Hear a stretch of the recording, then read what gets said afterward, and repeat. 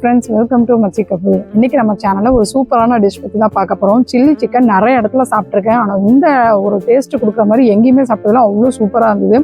அது என்ன அப்படிங்கிறத இந்த வீடியோ ஃபுல்லாக பார்க்க முடியும். மறக்காம நம்ம சேனலை சப்ஸ்கிரைப் பண்ணிக்கோங்க.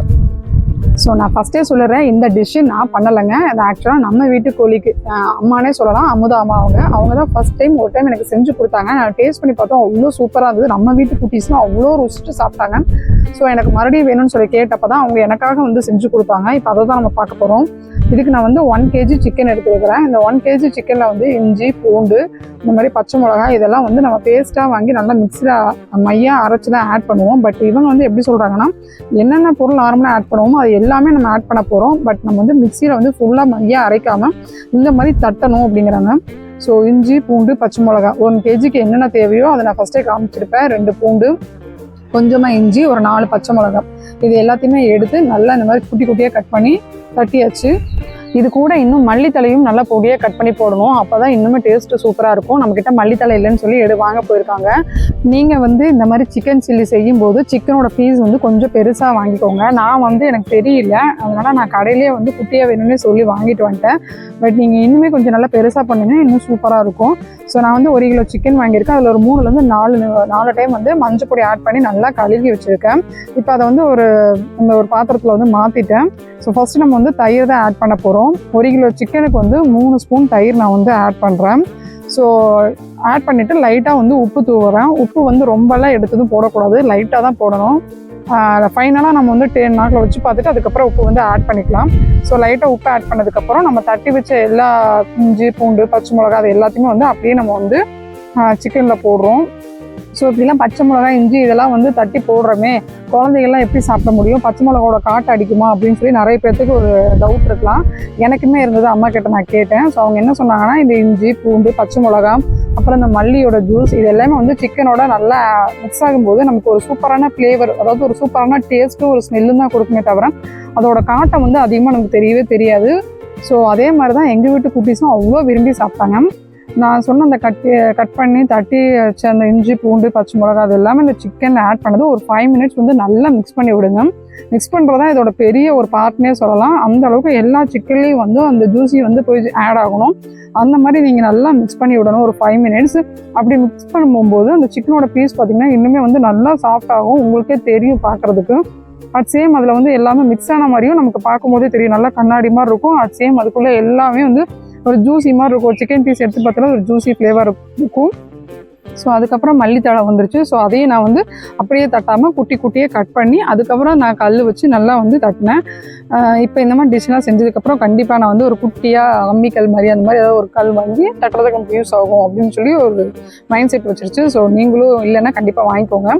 ஸோ அந்த மல்லித்தலையை நல்லா தட்டினதுக்கப்புறம் அதையும் வந்து அப்படியே நான் வந்து சிக்கனில் வந்து ஆட் பண்ணுறேன். ஸோ அகைன் நான் வந்து நல்லா மிக்ஸ் பண்ணி விட்டுட்ருக்கேன். என்னடா இது நார்மலாக ஒரு சில்லி போடுற மாதிரி தானே இருக்குது, புதுசாக ஒன்றும் நம்ம ஹைப் கொடுக்குற மாதிரிலாம் இல்லையே நினைக்காதீங்க. ஜஸ்ட்டு நம்ம மிக்ஸியில் அரைச்சி போடுவோம், இவங்க தட்டி போடுறாங்க அவ்வளோதான் அப்படின்ற மாதிரி தான் உங்களுக்கு பார்க்கும்போது தோணும். பட் இதில் இன்னொரு சீக்ரெட் இருக்குது, அதுதான் வந்து பெரிய விஷயம். அதை நம்ம ஃபாலோ பண்ணும்போது தான் நம்மளோட ஃப்ரை பண்ணுற டைமில் வந்து எப்படி ஆயிலில் வந்து மாட்டாமல், அதாவது ஒட்டாமல் அழகாக அப்படியே ஒரு சில்லி ஷேப் வரதுக்கு என்ன பண்ணலாம் அப்படிங்கிறதுக்கு வந்து வீடியோ ஃபுல்லாக பார்த்தா தான் உங்களுக்கு தெரியும். ஸோ நான் சொன்ன மாதிரி இப்போ வந்து நான் வந்து ஜேபி சிக்கன் மசாலா அப்படிங்கிறது வந்து 50 கிராம் எடுத்துக்கிட்டேன். இந்த 50 கிராமே நான் ஃபுல்லாக போடலாம், ஏன்னா எங்கள் வீட்டில் குட்டி சேர்க்கறதுனால ரொம்ப காரம் சாப்பிட மாட்டாங்க. அதில் ஒரு 3/4 ஆட் பண்ணிக்கிட்டேன். 1 கிலோ சிக்கனுக்கு 50 கிராமுக்கும் கம்மியாக தான் நான் ஆட் பண்ணிக்கிட்டேன். உங்களுக்கு காரம் எப்படி தேவைப்படுதோ அதுக்கேற்ற மாதிரி நீங்கள் வந்து ஆட் பண்ணிக்கலாம். ஏன்னா ஆல்ரெடி ஒரு 4 பச்சை மிளகாய் வரை ஆட் பண்ணியிருக்கல. ஸோ அதனால் அதுக்கேற்ற மாதிரி காரம் கம்மியாக தான் இருக்குன்னு சொல்லிட்டு நான் வந்து காரம் அதுக்கேற்ற மாதிரி கம்மியாக தான் ஆட் பண்ணிக்கிட்டேன். தென் அதுக்கப்புறம் எக்கு, முட்டை வந்து ஒரே ஒரு முட்டை தான் உடச்சி ஊற்றுறேன். 1 கிலோ சிக்கனுக்கு ஒரே ஒரு முட்டை தான் உடச்சி ஊற்றுறேன். ஸோ இப்போ அதான் உடச்சி ஊற்றிட்டுருக்கேன். உடச்சி ஊற்றினதுக்கப்புறம் கொஞ்சம் நல்லா மிக்ஸ் பண்ணலாம். ஸோ ஆல்ரெடி நான் சொன்ன மாதிரி இந்த சில்லி பண்ணுறோம் அப்படின்னா மிக்சிங் தான் ரொம்ப ரொம்ப முக்கியம். கொஞ்சம் கூட வந்து எதுவுமே வந்து கட்டியாகிடக்கூடாது. எல்லா ஃப்ளேவர் வந்து எல்லா பக்கமும் மிக்ஸ் ஆகணும். அதனால் நல்லா நீங்கள் கிண்டி விட்டுட்டே இருக்கணும். நெக்ஸ்ட் வந்து என்ன பண்ண போகிறோம் அப்படின்னா கார்ன்ஃப்ளவர், அதாவது சோள மாவு இதுதான் வந்து எடுத்துருக்கேன். இது வந்து என்ன பண்ணுறேன்னா ஒரு 3 ஸ்பூன் போடுறேன். ஃபஸ்ட்டு இது 3 ஸ்பூன் போட்டு நீங்கள் கிண்டி பாருங்கள். அதுக்கப்புறம் உங்களுக்கு அது நல்லா மிக்ஸ் பண்ணும்போதே தெரியும் உங்களுக்கு ரொம்ப கண்ணாடி மாதிரி சிக்கன் இருக்குது அப்படின்னா நீங்கள் எக்ஸ்ட்ரா வேணும் அப்படின்னா நீங்கள் கார்ன்ஃப்ளவர் ஆட் பண்ணிக்கலாம்.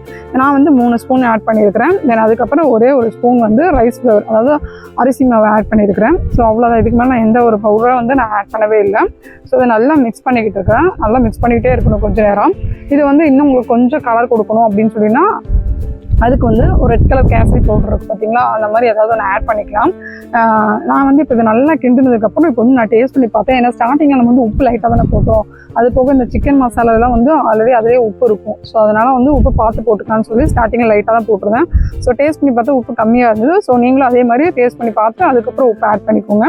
ஸோ உப்பு ஆட் பண்ணதுக்கப்புறம் எங்ககிட்ட இருக்க இந்த ரெட் கலர் கேசரி பவுடர் ரொம்ப குட்டியாக லைட்டாக தான் போட்டோம், ரொம்பலாம் போடல. ஒரு ஃப்ளேவருக்காக பார்க்க நல்லா ரோட்டு கடை சிக்கன் கடை மாதிரி இருக்கும், சிக்கன் சில்லி மாதிரி இருக்குன்னு சொல்லிட்டு லைட்டாக அந்த ரெட் கலர் கேசரி பவுடரையும் ஆட் பண்ணிவிட்டு இந்த மாதிரி நல்லா மிக்ஸ் பண்ணி விட்றேன்.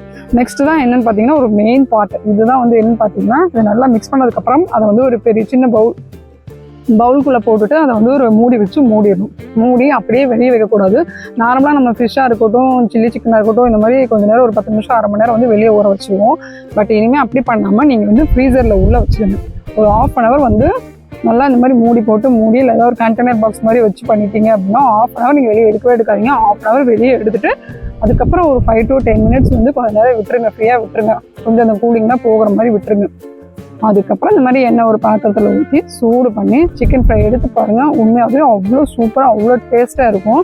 நார்மலாக நம்ம ஒரு சில்லி சிக்கன் பண்ணும்போது சரி, ஃபிஷ் ஃப்ரை பண்ணும்போது சரி, என்ன ரீசனே தெரில, ஆனால் ஃப்ரை பண்ணும்போது அந்த ஆயிலில் வந்து அந்த மசாலாலாம் ஒட்டிக்குது அப்படிங்கிற நிறைய பேர்த்துக்கு அந்த ஒரு கன்ஃபியூஷன் இருக்கும். எனக்குமே அந்த கன்ஃபியூஷன் இருக்குது.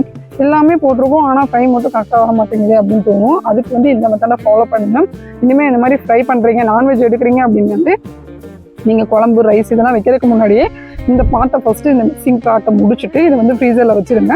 அந்த ஃப்ரீசரில் ஊறுற நேரத்தில் மற்ற டிஷ்லாம் பண்ணிவிட்டு ஃபைனலாக நீங்கள் பொரிச்சு எடுக்கிறதுக்கு சூப்பராக இருக்கும். ஸோ நாங்கள் முதல்ல ஒன்றே தான் பொரிச்சு பார்த்தோம். டேஸ்ட் எப்படி இருக்குது, காரம் எப்படி இருக்குது எல்லாமே பார்த்துட்டு அதுக்கப்புறம் ஃபுல்லாக போட்டு பொரிச்சோம்.